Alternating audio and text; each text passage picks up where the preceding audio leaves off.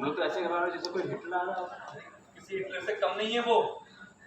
लो जैसे अकॉर्डिंगली नीचे आए तो सोनी बोलती है ठीक है, मैं अभी आऊँ? नहीं सर रूही जो ही है यहाँ पे है तो पहले ऊपर ही सुनती है तो यहाँ पे डायरेक्ट ला दो।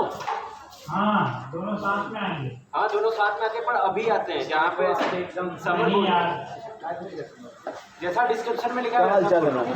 सीट का पहला line thank you so much. Same to मेरा पैकअप हो गया, मैंने कहा सबको मैं बधाई देती हूँ। हो गया मैम आपको खत्म हो गया इसमें नेक्स्ट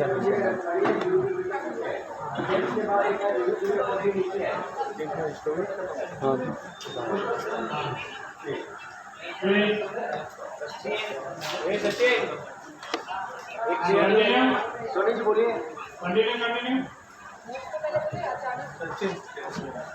नहीं समझ लगा किसी हिटलर से कम नहीं है वो। बस कलाती नहीं। हाँ बेटा तुम ड्राइवर को बोल